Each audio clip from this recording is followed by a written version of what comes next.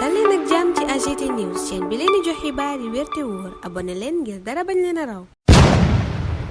AGT News. Bismillah daleen ak jàmm ci chaîne bi ngeen tàmmul seen bopp AGT News xibaar yu bari moo yitteel yéenekaay yi ci àjjuma ak tey ji ñaar fukki fan ak ñeent weeru mai atum 2024 Les Échos yeggee ñu kàddu yi cadre APR yi naan Ousmane Sonko na libéré président Bassirou Diomaye Faye yéenekaay bi ne waa APR yooyu dañoo gis ne Ousmane Sonko nim daree Bassirou Diomaye Faye ndi dar manko dafa ëpp ba yegg ci lool ñu yegg ci ne président Bassirou Diomaye Faye daa nduru rek kuy jiite réew mi waaye jiite wu ko dëgg-dëgg waral ñuy sàkku secrétariat exécutif national bu APR daje ngir ñu natt seenu tolluwaay natt itam fi ñu jëm Abbas Fall ca booba lépp journal di leen waxi dëggam moom coordonnateur Pastef Dakar wax ci assemblée nationale gi mu ne bu taxawee taxawaay bi mu war ñu bañ faa nekk rek di opposé wu ngir opposé wu jarut ñu koy tas waaye buñ naree def leneen rek ñoom it ñu def leneen mu ne it am na ay député yoo xam ne ñi ngi bokk ci opposition bi te tey noppi nañoo gunge nguur gi ci yenn mbir yoo xam ne dafa yitteel askan wi cohabitation nag di dëkkin wu rafet Abbas Fall nee na moo leen yitteel waaye am na yoo xam ne nag na leen leer ni dootuñu ko nangu ministre yi it Abbas Fall jóor na leen i dëggam ne leen bu leen xaar mukkuma di leen raay lii dëgg dong ci lay ànd ak yéen lu dul dëgg duma ca jàppale kenn Le Témoin jamono jooja lay laaj ndax opposition bi fi mu ne xeexam du ko yóbbu ca assemblée nationale googa journal bi ne gannaaw jàppante yu njëkk ci réseaux sociaux yi te mbiram baajaxate waral ko ak plateau télévision yi jàpp yu njëkk yeeg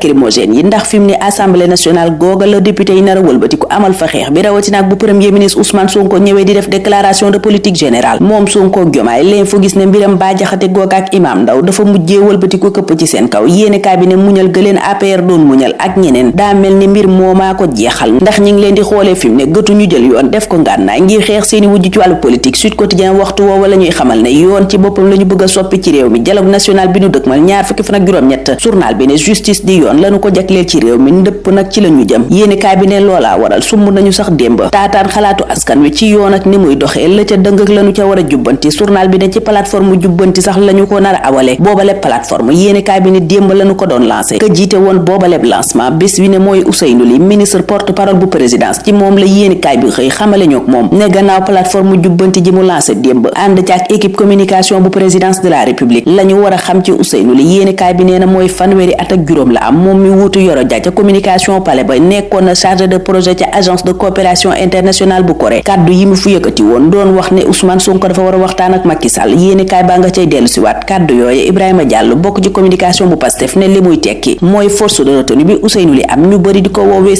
citizen googa sax la ko yéenekaay bi tuddee ci xëtam gu njëkk booba jamono point actu tudd ñaar ñoo xam ne ñu am solo lañ ci xeex biñ doon xeex ñoom ñi ne ci nguur gi tey muy Amadou Ba ak Ayib Daffé yéenekaay bi ne ñoom ñaar ñooñu nag ba tey kenn récompensé gu leen maanaam joxaguñ leen seen wàll ci mbir mi journal bi ne Amadou Ba ak Ayib Daffé nekkuñu ci cabinet chef de l'État nekkuñu itam ci gouvernement bi yoruñu itam ay poste direction stratégique Amadou Ba mi nekkoon mandataire Diomaye journal bi ne ci cabinet bu Ousmane Sonko la bokkoon mbaadu li ko yóbbee lii lépp maanaam mel ni ku nu fàtte mooy fit wi mu amoon ci yenu candidature Bassirou Diomaye Faye ci plateau yi Ayib Daffé mi secrétaire général Pastef tey yéenekaay bi nee na li ko siiwal bokk na ci jaabante yam doon def ca direction générale des élections ndax moo doonoon mandataire Ousmane Sonko ñaar ñi nag point actu ne mbaadu ñooy incarné ligne pro Diomaye ak pro Sonko li leer daal point actu ne na siège gépp moom ñu ngi xaar ñu jox Ayib Daffé wàllam ci yëf yi yéenekaay bi ba mu tegee loola jël na waa APR dikk ci ndaje mi seeni cadre amal démb doon dal ci kaw nguur gi Vox Populi ne dañoo dal ci seen kaw bu baax a baax kay journal bi ne cadre APR yooyu dañoo woo képp koo xam ne démocratie moo la yitteel ci Sénégal nga jug taxaw ndax Pastef lii mu fi bëgg a def neenu du sotti bëgg a jël réew mi def ko réewum dictature ku wax ñu tëj ñu junjee noona mbiram